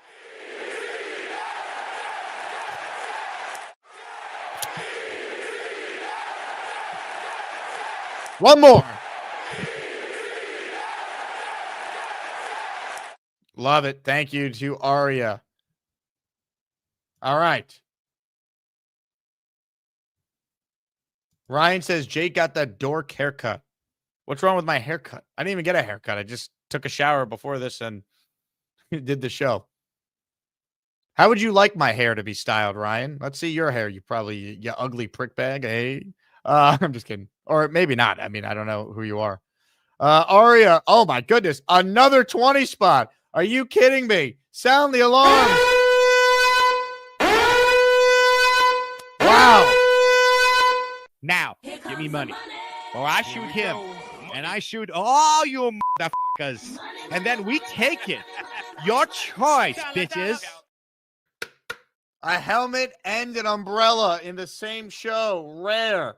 Aria, a 20 spot. ISE. Jay-Z Jet Fan. Xavier Poe. Rob T. Cliff Burlew, 100 mile per hour. Jets, please win a game. Ryan, whatever your name is. You're ugly. Robert Walsh, Eschblog, David Rivera, DG, Malin 650, Aaron Glenn, please be the answer. Ryan McGraw 3830, you suck, nobody loves you, you're adopted and your parents don't even love you. Matt, Sean Collins Cruz, Steve Gruden, Mark Lemayan, Matthew Zucker, Mark Steven, all receiving a gifted membership there. Hell yeah, Aria. Thank you for your unbelievable generosity. 40 people just got memberships there from Aria, and that is great. Aria just got himself 40 raffle entries. Matt says, Jake, we need to push you over 50,000 members. Yeah, look, it's hard when the team's not winning. We just hit over 43,000 subscribers, so I'm grateful to everyone who supports the channel. If the Jets were winning, we would grow a lot quicker. That's just the reality of it. You know, my buddy CP, the franchise, runs the biggest Knicks channel. He told me they gained like 25,000 subscribers during the Knicks playoff run, which is insane. So it's just hard, man. Like if the Jets aren't winning, you're not going to bring in like new viewers. Like people aren't going to be seeking out Jets content. That's what brings people in. Like the diehards are here. You guys, some of you have been with me since I started doing the show. This is my 5th season doing everyday Jet shows. We started doing 2 shows a day in August of 23. So we've been, 4 hours a day pretty much for 2 years. But it's hard to bring in new subscribers when the team's not winning because guys aren't seeking new content. Now, the offseason, you could gain some subs. I gained more subscribers during the offseason pursuit of Aaron Rodgers than any other time. But, the Jets are going to be interested in getting a quarterback in the draft. We're going to have combine debates and player debates on which quarterback to take. I think we're going to do the show from the Super Bowl again this year and the combine for sure. but I might even go to the Senior Bowl and broadcast from out there that week because of the Jet situation at quarterback. So we'll see. Hulk Smash says LFG Jet Nation. It's an amazing fan base. It takes time to get to 50 without winning. I mean, imagine the Jets are ever good. We built this channel without any winning seasons. The best we've seen is a 7-10 year. So it makes it tough. Jesse says Jets re-signed wide receiver Brandon Smith after waiving him a couple days ago. Yeah, that was to be expected, right? They knew no one was going to claim him, so they put him on the practice squad. Kevin says, I subscribed on my girlfriend's YouTube as well. She has no interest in football. Hey, I appreciate that, man. Thanks, Kevin. SX says, don't trade Breece. I agree. I would try and extend Breece. Aria, who just gifted 40 members, says, Nick Mangold made me become a fan of the Jets. I've been so upset about his death. Aria, well said, man. It's devastating. It just doesn't feel real, honestly. I haven't heard when like the service for Nick Mangold will be, if the Jets are going to do anything. I know the Jets are going to do something before the next home game. They'll honor him, I'm sure with a big pregame ceremony. But I think the next step for us as fans is to get Nick Mangold into the Hall of Fame and continue to advocate for that. And hopefully, I know Rich Cimini is now part of the pool of writers and NFL reporters who debate and ultimately vote on who gets in. I think Rich would advocate for Mangold, so that'd be great.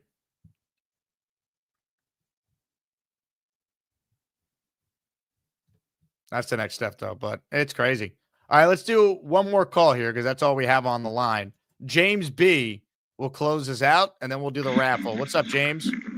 Hey, Jake. Hey, congrats on your success in just 5 years. I could have swore you did this a lot longer than that. I wish I could say I was an OG, but I think I've only been watching for 3.5 to 4 years, so I missed your first year on that. That's a long time, though, James. But I appreciate it.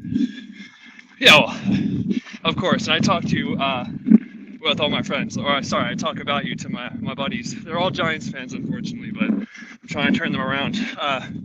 At first, I wasn't happy about the trade, and to be quite frank, this might be an insignificant trade in the grand scheme of things, because I have good memories of Michael Carter II when he first started out. He was a little surprising. But I guess, yeah, he got hurt, and supposedly he's just Brownlee took over, I believe, if you can correct me if I'm mistaken. I think Brownlee took over for him and has been showing some promise.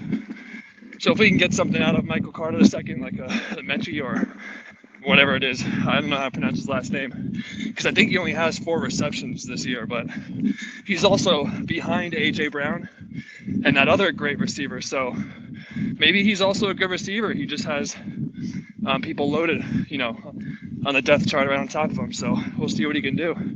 But Jake, we got that win. The one thing that Glenn has over all the other head coaches, he has not let up on a winning streak yet so far. So we have our winning streak. Let's keep it going. And just remember, to all the people who are fighting for draft picks, ultimately, my goal is to extend our meaningful football, because as Jets fans, we don't get that very often. Usually our season's over in November. This one's catastrophic.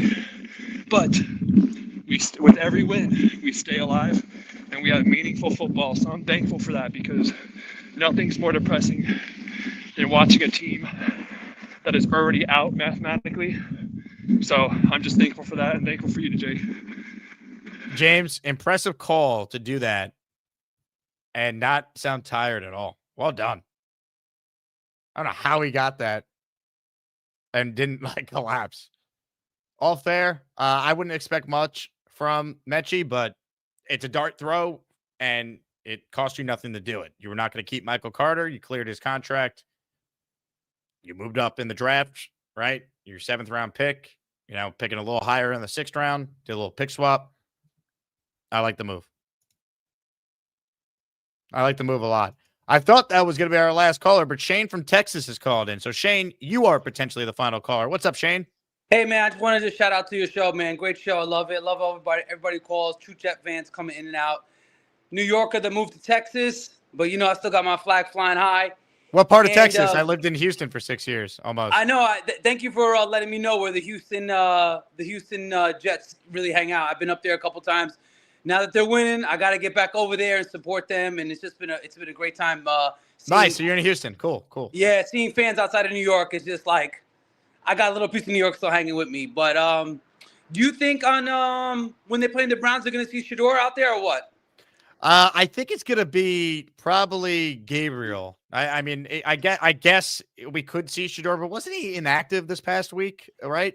Yeah, he had some back issues and stuff like that. But I feel so much hype now that he's second string. Like, why not put him out there? And I'm just wondering, just seeing what the people think and like, hey, I would love to see some fresh meat out there and just the Jets show him a little sack exchange. Yeah, I mean, look, I guess it's possible. I don't know his health status. I haven't looked into it yet. They're on the bye this week too, so we'll find out. But whether it's Shador making his debut or it's Gabriel or whoever, that's a game the Jets got to win if they're serious about trying to show real improvement. Yeah, and listen, I'll be down I'm going to the Saints game. I'm going to New Orleans for the December game. It may not mean anything, but I'm going there with my Grinch mask and everything. Hopefully, I don't have to wear it. I love it. Well, Shane, great call, man. First time calling in, right? Yes, sir. Yes, sir. Sweet. I'm going to put you in the raffle for 2, man. Enjoy Houston. Go get some pluckers for us, all right? Oh, definitely. I will do. Will do. Keep it up, man. Love the content. Keep it up. Love it. Thank you, Shane. Appreciate that. Great call. Go get plucked up, as I used to say. Pluckers is like a Texas sports bar that I'd go with my friends and eat wings and watch football at. Let's see. All right, we're caught up on the super chats here. That I thought that was going to be the last call, but it's not. AZ Frankie's on the line. What's up, AZ? What's up, Jake? How's it going, man? How are you? I'm doing great, man. I was excited to get that win this past Sunday. And was the strange thing about it is I didn't hear about Mangold dying until like the first quarter, like they had announced it, and I was kind of devastated, man, because I just remember watching 2009, 2010 era Jets football, and that was such a nostalgic time. And Mangold was like, man, he was like the staple of that team, and it breaks my heart, man, that he's not alive anymore. We're the same age, right? I'm like 40. We were born in '84, so it's like I watched his whole career and just what he was doing afterwards, and then just seeing that was devastating, man. But I think that they played their hearts out for Nick Mangold, and I just love what like Aaron Glenn said. He said, he's a Jet through and through, and he's just like one of our family, it's heartbreaking, man. But we got the win for him, and we're fighting, man. That's the thing too, is like everybody's saying that people haven't given up on Aaron Glenn. Who knows what he's going to do the rest of the year, but they fought that whole game, man. It just shows that, the team is still fighting. So that's what I have pride in for right now. At least if anything, if they give up, then it's like, what's the point, right? It's like this coaching staff can't even have their team bought in, but we're still bought in, man. And let's just it all depends on what we do in these last 8 games. We got to really just show what this coaching staff has. I think they got to show us a lot more. Obviously, when it comes to what they did on Sunday, winning one for Nick was great, and the O-line playing great was awesome as a nice little tribute to Mangold. But we got to see a lot more. The Bengals defense is one of the worst in the league. They're allowing 31 points per game. I'll give credit to the Jets though, because the Cowboys defense stinks too, and they did nothing against them. Miami's defense was bad. They did nothing against. So let's see. Let's see them go out there and win some more games. That's the thing that frustrates me, man, because we could really we could really have 4 wins right now. We should have beat the Steelers. We should have beat the Panthers. We should have beat Denver. And Denver actually has a good defense. We should have beat those teams. And you're right, man, because this isn't really this is kind of like fool's gold. Bengals have one of the worst defenses, but can Justin Fields go out there and do this against one of the better defenses? Cleveland has a good defense. Yeah, I mean, to be determined. If you told me the Jets immediately regress back to what they've been, I can't sit here and say I'd be shocked. I mean, that's just but the win's nice. We get to enjoy it for an extra week because of the bye. But this team has been horrific until Sunday. So let's see. Yeah, we can't just have one win. I agree with you on that.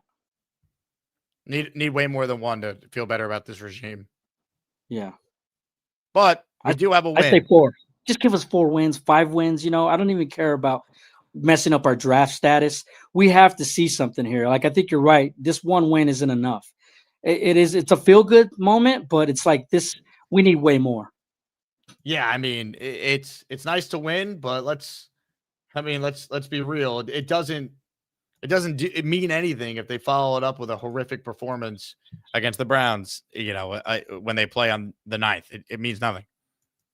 I don't want this rookie to like light us up, because then you're right. It's going to make us look dumb again. Yeah, I'll tell you what though, they did win, which means we get to play fun videos like this.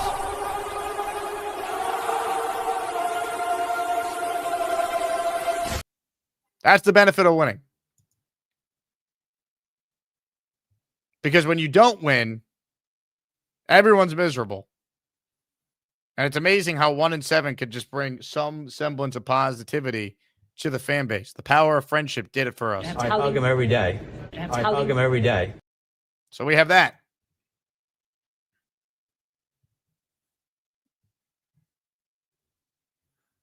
Woody Johnson, master motivator. Put this in Fields' locker. And then Justin Fields said, "Oh, yeah, Woody? Watch this." Hell yeah. All right, last chance to get in our Nick Mangold jersey raffle. I am currently counting all the entries. However, in the meantime, while we count the entries, let's give you guys a little blast from the past. A laugh, if you will, because we all have earned a laugh. Again, this video will play. I count raffle tickets. Last chance to enter. We spin the wheel right after this. I'm going through a very difficult crisis right now because I just lost my damn chat thing. I don't know what the fuck the hell I'm doing right now. My chat thing in the YouTube is gone. I don't know what the hell I did. I just lost it. Your chat thing in the YouTube is gone. We don't have to fall to pieces. Let's one step at a time. Because I lost my temper because somebody from this year came back and pissed me off even more. Beast, just take it easy. How did you see the Rich Eisen clip, Beast? He's a big fan of yours. Back right here on the Michael K Show. Jake Asman in for Michael till 3 o'clock. And joining us right now is a new member of the ESPN family. He's also an Nobody gives a shit. Hold on. I'm having some glitches here, Rich. Oh, that was great. That was perfect. Nobody gives a shit. Yes, I know that, but I'm trying to figure out how to get my chat thing back. I don't even know what I'm doing. What are you crying about it? I'm trying to fix the chat. It's a mess. Look at it. Look. Okay, you can't see the chat. Just hit the refresh button on your browser. Try that. And it's driving me crazy because Beast, why are you in tears over the YouTube chat? This is not something to cry about. I lost everything. You lost the chat for an afternoon. Just restart your browser first. Hit F5, Beast. Hit the F5 button. F5? Yeah. There we go. You got rid of him. This was Robbie Sabo to Beast. You get the fuck out. Hit F5. He's gone. You got rid of him. Are we back, Beast? Everything good? I did an F5 on the whole thing, and It's not showing still? What? No, it's not showing. All right. Idiots. Having a rough freaking day. Because you can't see the YouTube chat? No. Did you see the Cracker Barrel logo? What in the... I don't like that picture of mine. Was this you in the ring a couple of years ago, by the way? What the hell are you talking about? Watch closely. You're in my house, biatch. Good stuff there from Beast. We covered a lot. Just another day in the world of Beast. We got the three dumbest morons on here. Mo, Larry, and Curly. And your name is Shitty. All right. Time to give away a Nick Mangold jersey. It's time to announce the winners of the weekly Asmaniac raffle. Let's spin the Jake Asman Show Wheel of Champions and find out which Asmaniac is winning an epic prize. The prize today is the Nick Mangold jersey. If you win, you got to email me to receive your prize because I need your name, your address, and the size you want the Mangold jersey in. Ladies and gentlemen, good luck to all. If you don't win, you are automatically qualified to win a weekly prize. Your entries go towards that throughout the week. Good luck. But only one can win, and that winner is...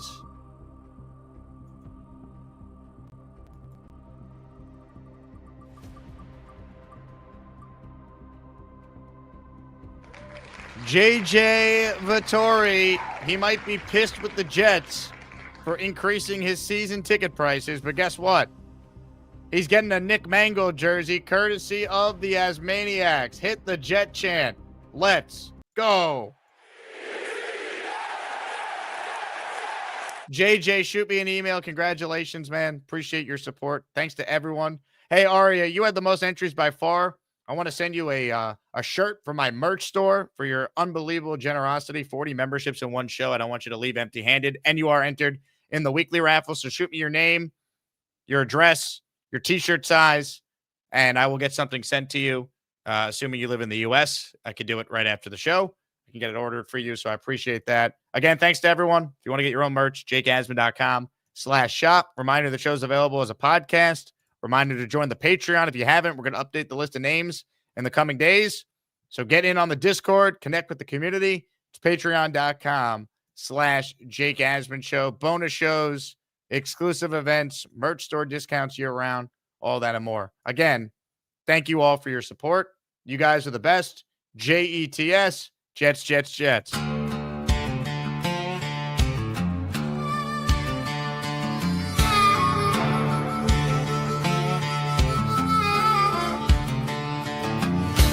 Down in Tampa where the sun beats down, Jake Asman's a king wearing his birthday crown. Fireman Ed's got the chant in his alarms, and Earl Christie's here where the legends are sung. We may not win, but we'll make it right. Green and white storm in the floor tonight. As maniacs unite, let's paint this town from the bay to the sky. We'll never back down. Rick and Dave steal the show. Hearts on fire, 4%ers bring the heat, lifting us higher. Tampa's turning green tonight as maniacs unite.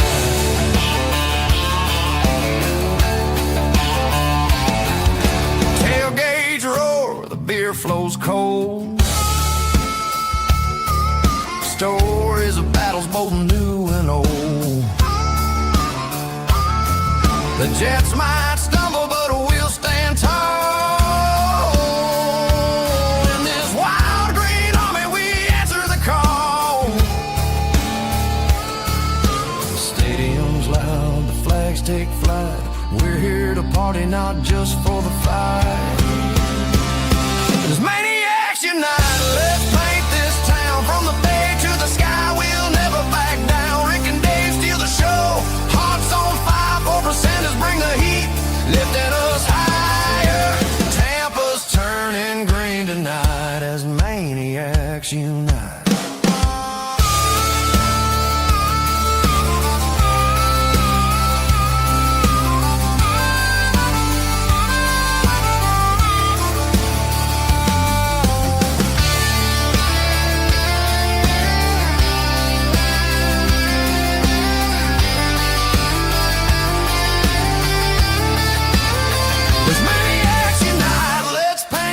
Town from the bay to the sky, we'll never back down. Rick and Dave steal the show. Hearts on fire, 4%ers bring the heat, lifting us higher.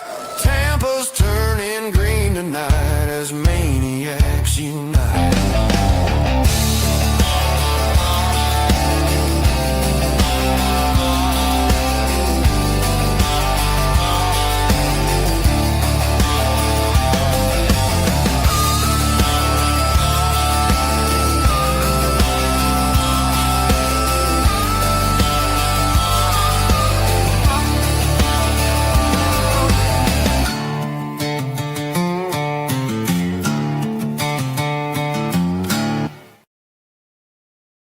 Oh, hi. Jake wants me to ask you to click on the like button. That's right, Lane. And if they don't subscribe to the Jake Asman Show, this team may never win another game. Let's go, Jets!